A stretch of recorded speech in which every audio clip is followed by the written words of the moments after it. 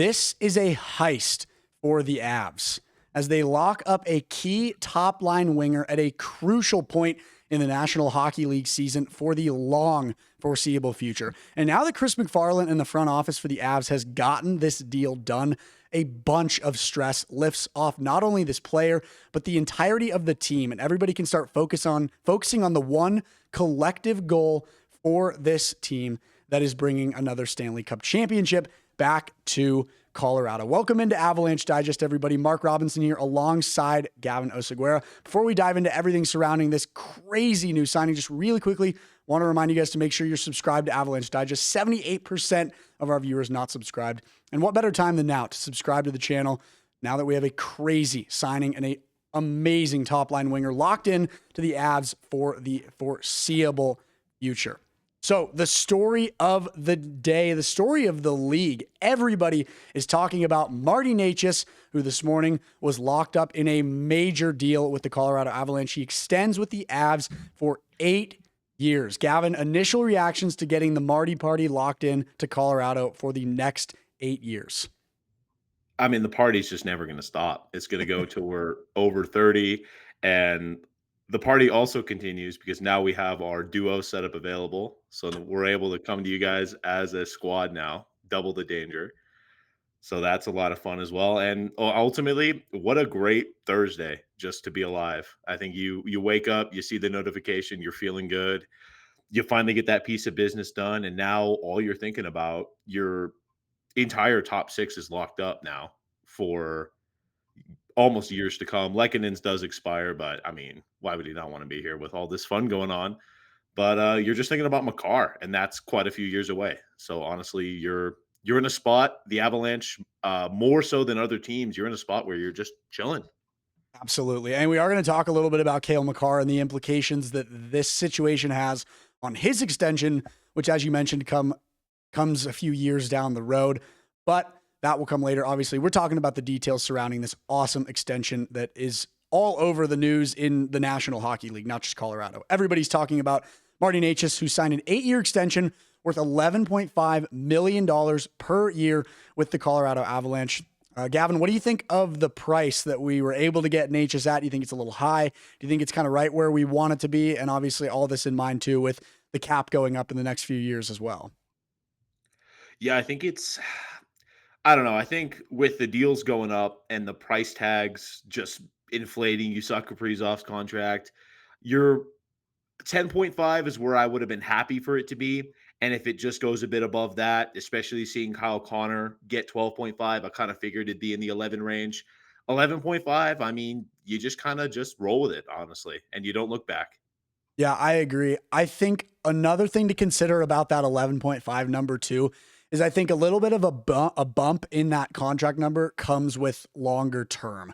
I think that a $9-10 million contract maybe would have been seen with like a $5-6 million deal, but I think he gets a little bit of a boost in that numbers regard because he's going to be here for the foreseeable future. And I think another aspect of it too is this is the last year that any player can sign an 8-year deal. It goes down to 7 after this NHL season. And so I think both Marty Necas and Chris MacFarland and the Avs front office wanted to take advantage of the fact that this was the last opportunity to get this 8-year deal done and get Necas signed and locked up for the foreseeable future. And with that, I want to talk a little bit about some stuff that Chris MacFarland had to say during his media availability this morning after the Marty Necas contract was officially done and made public.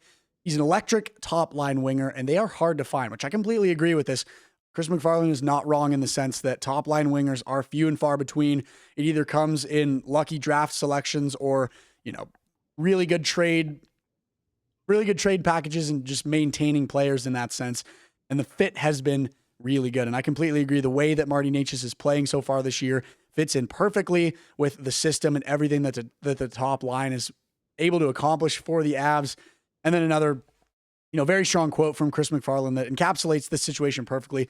It's always good when you can get them done as quick as possible as far as these big contracts go. It lets you focus on the ice. They're not easy deals to do. It's a very good day. And so with that in mind, Gavin, I wanted to ask you as well, How do you think that this contract affects, the way that the Avs play and the comfort in Marty Necas and maybe a little bit of stress off his back looking forward into the remainder of the season as well as the playoffs?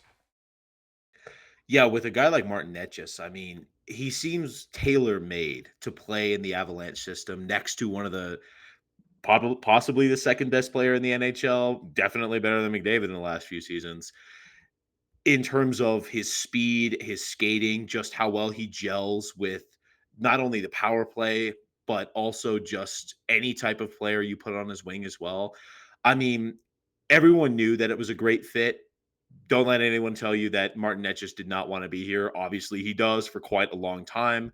And for it's also a fit because the Avalanche are in a unique position as a team where they were the one that didn't have their long-term star winger locked up. A lot of other teams did. Dallas didn't have any more room. Vegas had Mitch Marner. So for Netches, it was what team are you going to go to, get the bag in the money that you want, but also play competitively on an actual cup contender. And there weren't many teams that also fit him so well. So everyone knew the fit was there. I'm sure Chris MacFarland loves to have that trade finally have a bow on it. The Rantanen trade tree is almost done. And also you look at Jack Drury being there as well as that trade piece, and you're smiling at this trade even more. Yeah, I mean, Jack Drury, we'll talk about him a little bit later in the video as well, but he's been a crucial marquee piece to our bottom six. And having him be a part of that trade and be just a collective part of the group of, like you said, kind of the bow on this whole Rantanen situation that started out very negatively, kind of all start to really come together for the Avs. And I think something else to consider about all of this too is you look at Necas last year. Necas was arguably a franchise player for the Carolina Hurricanes. And I think he was pretty shocked to get traded. And I think he took it personally. And I think his world and his mindset and his mentality was a little bit rattled at the end of last season and even in that Game 7 series against the Dallas Stars. I think now that the Avs are off to a hot start, they've only lost one game in regulation. And even on top of that, he's now locked in and has a very strong contract behind him. I think he's going to be able to continue to play at a very high rate and even produce a lot higher come April when the Avs are in the playoffs. And so with that, I want to talk a little bit about some of the stuff that Necas said and some of his reactions to this trade, to this overall situation. A quote from Evan Rawl, Marty Necas on signing his first long-term deal. It's nice to see that trust from them and the trust in me. And that is something new. And I mean, that all just lines up with the fact that he signed his first big ticket contract. He hasn't had a large deal like this in his career, and now he does. And upon getting the pen and pencil out and signing the contract, he said, "This is my team and this is my home." I mean, Gavin, if this quote right here doesn't officially debunk every ridiculous rumor in the media that he wanted out of Colorado, I don't know what does. How awesome is it to see that he's ready to be home in Colorado and ready to play for the Avs for the foreseeable future? Oh, it just can't be understated. I saw the quote on the flurry of the quote machines that were coming out today from all the interviews, and for the life of me, I can't remember the exact words of it, but it was him basically saying he actually feels like an Av now, and that was really it goes back to what you were saying about how he's settled in, he gets to have a full season, the Avs get to have a full season where there's not this crazy turnover, and that's what you need. You need a full season to gel and get ready for April in the playoffs. Yeah, I completely agree. I think there's so much positive around this whole trade. And I mean, there was also a bunch of speculation in the media of trade rumors of him somehow ending up in Toronto or New York. And every single response to all of those rumors was, it's not going to happen. They're going to sign him. He's going to get signed. He's going to get locked up. And now it's a reality. It's a very happy day for Colorado Avalanche fans. And so with that, we're going to change the tide of the conversation a little bit and talk a little bit about the back end of this scenario and what could have been with all of this Mikko Rantanen talk. So a comparison of the contracts. Marty Necas signed this morning for $11.5 million times 8 years. Mikko Rantanen in Dallas signed for 8 years by $12 million. Considering age and fit, who would you rather? Gavin, I want to ask you first. Is there a world where you rather would have just had the Avs sign Rantanen and none of this would have happened? Well, the fact of the matter is, if Rantanen wanted 12 in Colorado, he'd still be here, and Netches would be wherever he is. Because at we know now that Rantanen's team was playing hardball. He played hardball in his last contract, just waiting till almost the end of training camp. And it was a situation where the Avs have no leverage. They've done it before with players, and just as a winning organization, didn't, and a bit of a more mature one in that respect, did not want to go through that again with Rantanen. So people will always compare the contract to the end of time. They'll say, "Oh, it's only a $500,000 difference." It was not. That was never the reality. It took 3 teams to say no to Rantanen at 14 or whatever he wanted. Up until the point, there's a reason why it took like a whole 24 hours for him to get traded to Dallas, for them to actually figure out the contract. And yeah, I think when you want players that actually want to be here, their agent, their representation wants to communicate. You can see it with Necas. I mean, Chris MacFarland, another quote I saw, said it was smooth as butter. Negotiations were not hard. And players that want to be here in Colorado and don't want to squeeze this organization for everything it's worth, especially when you consider that Makar contract coming up in the future, that's who you want playing for the Avalanche in my mind. I completely agree. I think so many people are saying, oh, you could have got Rantanen for the same price. None of this could have happened. But I think there's two key aspects of that conversation, of that talking point, that are false. I completely agree with you in the sense that I don't think we could have signed Rantanen for an 5, $12 million deal. I think he was playing hard to get. Behind the scenes, he wasn't willing to accept anything less than 13 or 14 million because of the precedent that the Leon Draisaitl contract set. And then Chris MacFarland decided that it wasn't worth potentially losing him for nothing. And so they made a trade. They acquired a top line franchise winger in Marty Necas and Jack Drury, who you've mentioned a few times as well, Gavin. And that leads into my second, kind of talking point around this whole situation. If you sign Rantanen and you get that deal done, it may have been obviously a big positive for Avs back in that time frame. But you talk about like the butterfly effect and everything happens for a reason. A few people aren't on this roster and don't complete this very deep 12-man forward roster. I mean, it just is, it's very notable considering that if you sign Rantanen, you don't end up with a guy like Jack Drury, who you've mentioned a few times, Gavin. And you also don't end up with, a guy like Brock Nelson. And all of these things kind of segue into one another. And I think you use that phrase, Gavin, of like, this is kind of the bow on this whole situation. We traded Rantanen, we get Necas and Drury in return. And then we make a big trade for Brock Nelson at the deadline. And then we make some signings with available cap during the summer that we didn't have to worry about because Rantanen's gone. Example A, Victor Olofsson, who just had a 5-point hat trick night the other night. And then the cherry on top is getting Necas re-signed with the cap going up. I think everything about this scenario is very ideal, and it's very exciting to think about, considering we've got Necas locked up for the foreseeable future. And then the last notable talking point surrounding all of this news and this exciting day for Avs fans is the fact that Cale Makar is going to need a big ticket contract in the future. Gavin, what are your thoughts about what will happen with the Makar contract? Is there even an ounce of concern with getting Makar signed and any of that stuff in the future because of the money that we allocated to Necas? What are your initial thoughts or reaction thinking about the implications that this has on Cale Makar? I think Kale Makar, there's so much that needs to be said here because of how it ties into the Rantanen contract and what happened there. Because people say, like, oh, well, we could have paid Rantanen 13, $14 million. We could have afforded it, sure. This season would have been a bust. We would have not had Brock Nelson. Say goodbye to Brett Burns and Victor Olofsson.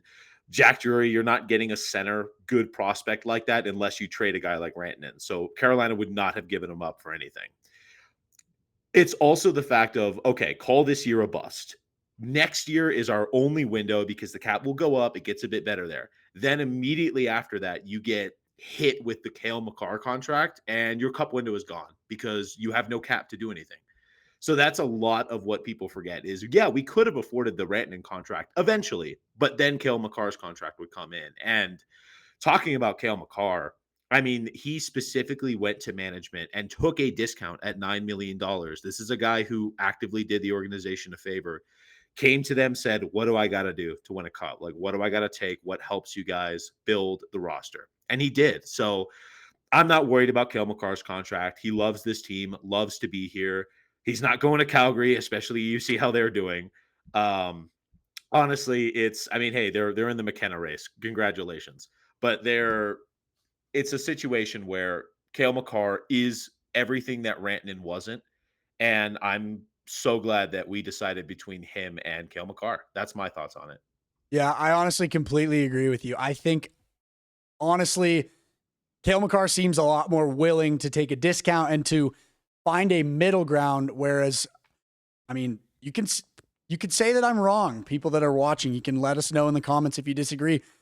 I don't think Rantanen was willing to take a discount. I think he was on this pedestal of I need to be paid this amount of money or smell you later. And the Avs reacted honestly perfectly to it. And I think that with the cap going up and with some other contracts expiring and some other guys potentially being moved around as well, looking into the future, I think there's definitely a few guys on this Avs roster whose cap will probably be freed up in the future. I don't think a Cale Makar contract will be an issue.